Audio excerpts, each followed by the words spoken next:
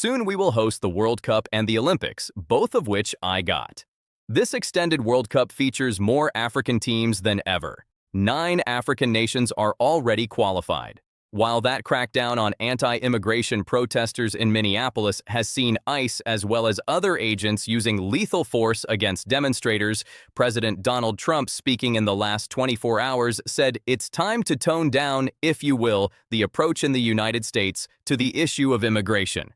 African nations are openly debating whether to walk away from the 2026 World Cup. Not because they can't compete, not because they don't want to play, but because Trump's visa bans, $15,000 bond requirements, and ICE enforcement in host cities have made attending the tournament feel unsafe. 9 African teams qualified for this World Cup, the most in history.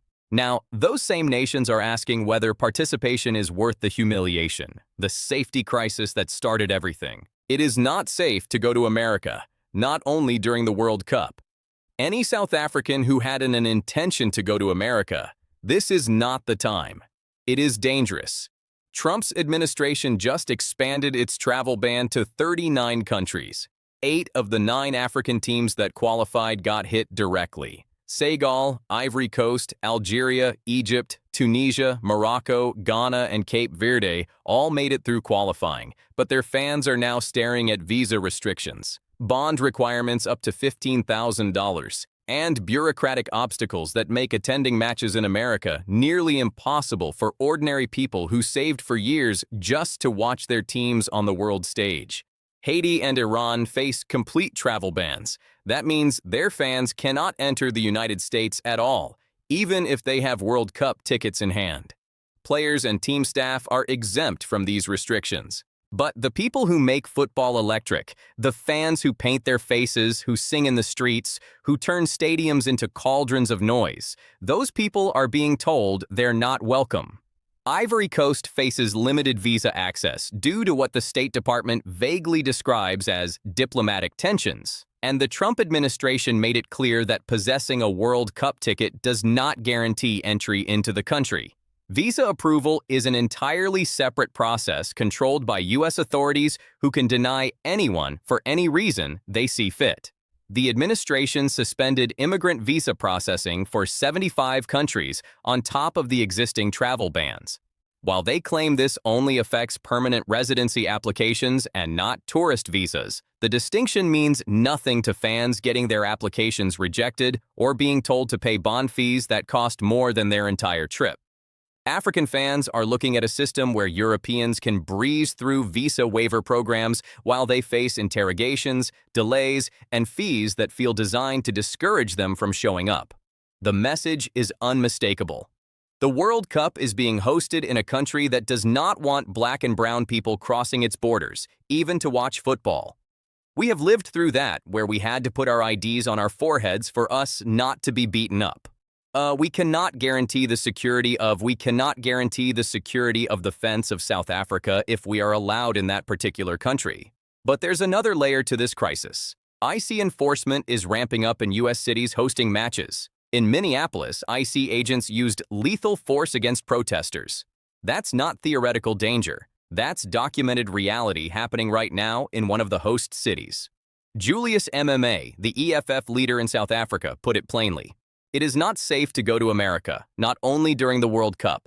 Any South African who had an intention to go to America, this is not the time. It is dangerous. MMA went further, comparing current U.S. policy to apartheid-era restrictions. He reminded everyone that the global community boycotted South Africa's sports teams for decades to isolate the regime. So why should Africa now reward the United States by sending teams and fans to a country that treats them like security threats? This isn't just about football anymore. It's about dignity and equal treatment. European fans get visa waivers. African fans get interrogations and fees. That gap says everything about whose participation is actually wanted. Who's actually calling for the boycott? Now, we have been put in a political space which is not our space as footballers. And it's a very difficult issue for me to say. But if everyone feels because of Donald Trump, all these things that is happening politically, then they could boycott the welcome. The voices pushing for withdrawal aren't fringe activists. They're FIFA insiders and continental leaders who understand the machinery. Julius Malema, leader of South Africa's economic freedom fighters, officially called for Bafana Bafana and the South African Football Association to withdraw from the tournament entirely. He's saying business as usual is no longer acceptable when the United States is disrespecting international law the same way apartheid South Africa did. Sepp Blatter, the former FIFA president, joined the calls. He's backing a fan boycott of matches in the United States, telling supporters to stay away and watch from home. This is significant because Blatter understands FIFA's political and financial machinery better than almost anyone alive. He's not making a symbolic gesture. He's endorsing strategic withdrawal. Claude Miquel, the legendary French footballer who coached multiple African national teams, publicly questioned whether Africa should call for a boycott given Trump's behavior toward the continent in FIFA's refusal to push back against discriminatory policies.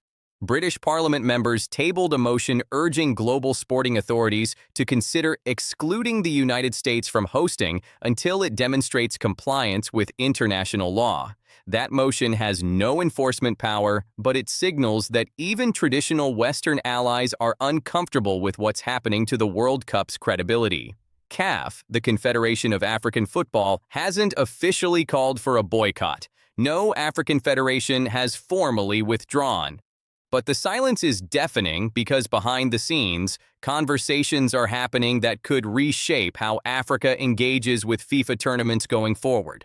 A coordinated boycott would require joint decisions by 9 sovereign nations, supported by the African Union and backed by CAF. That level of coordination seems unlikely in the short term, but the fact that it's being openly discussed tells you how serious the anger has become. This is the geopolitical moment. The Sahel kicked out French troops. ECOWAS lost 3 member states. African nations are building alternative trade and security frameworks that operate independently of institutions designed in Washington, Paris, and Brussels. Football is the next battleground where Africa decides whether to keep playing by rules written by people who don't respect them. The leverage game: who actually loses more? Well, I'm certainly hoping that they will not do that. That would be terrible. But I also think it sends an A message to the administration. We need to show a better face to the world that we are going to welcome people here, that they're not going to have immigration problems. Here's where the calculation gets interesting. 9 African teams represent nearly 20% of the tournament's competitive quality, narrative value, and global appeal. Egypt, without Mohamed Salah, one of the most marketable players on the planet. Morocco, who reached the 2022 semifinals and became the first African team to get that far. Senegal, Africa Cup of Nations champions with a squad full of European-based stars. Algeria, Ivory Coast, Ghana. These aren't filler teams. These are squads that can compete with players in the Premier League, La Liga, Serie A, and the Bundesliga. Players people actually want to watch. FIFA projected $9 billion in revenue from this tournament alone. That's the largest commercial haul in World Cup history. Broadcasting accounts for 44% of that total income, $3.9 billion. Sponsors and marketing rights add another $3 billion. Ticketing and hospitality contribute $3.1 billion. All of this depends on one assumption: that the tournament delivers what broadcasters, sponsors, and fans paid for. A competitive, globally representative event with the world's best talent. If all 9 African teams withdraw, FIFA loses nearly 20% of the tournament. Not just 20% of the participants, 20% of the competitive quality, the narrative, the storylines that make the World Cup compelling. Broadcasters paid billions for a product that includes these teams. Sponsors signed deals expecting global representation. Fans bought tickets anticipating matchups featuring African football at its best. If Africa walks away, what did they actually pay for? Here's where FIFA's leverage problem starts. Unlike individual team withdrawals, a coordinated boycott can't be quietly replaced. You can't slot in 9 backup teams and pretend the tournament is unchanged. The competitive balance shifts. The narrative collapses. Commercial partners who funded this expansion start asking uncomfortable questions about what they actually bought. But Africa's leverage isn't just about what FIFA loses. It's about timing. The World Cup kicks off June 11, 2026. That's 4 months away. Broadcasting schedules are locked in, sponsorship activations are planned, ticketing is finalized, corporate hospitality packages are sold. The entire commercial ecosystem is built around a 48-team tournament with specific matchups and storylines. If Africa announces a boycott now, FIFA has no good options. They can't renegotiate broadcasting deals. They can't reimburse sponsors. They can't restructure the tournament format without chaos. But a boycott isn't cost-free. Each qualified team receives at least $1 million just for participating, plus additional payments based on performance. That's roughly $95 million in guaranteed participation fees for all 9 African teams combined. Money that goes to national federations that fund grassroots programs, infrastructure, coaching, development. For countries like Cape Verde, a nation of 500,000 people qualifying for their first World Cup, that money is transformative. Then there's the opportunity cost for players. African footballers competing in European leagues don't get many chances to represent their countries on the world's biggest stage. For someone like Mohamed Salah, this could be his last World Cup. For younger players, it's a career-defining moment. A boycott asks them to sacrifice that visibility for a political statement they may or may not agree with. There's also the FIFA retaliation risk. Withdrawn teams may face exclusion from future competitions and financial penalties.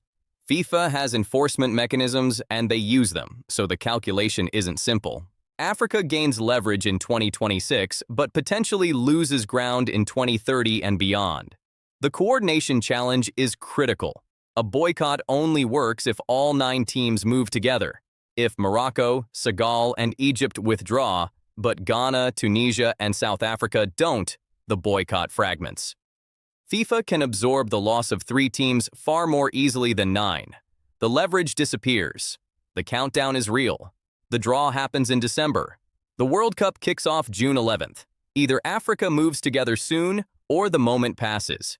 In a standoff between FIFA's $9 billion tournament and Africa's strategic withdrawal, who has more to lose? More importantly, who's willing to find out?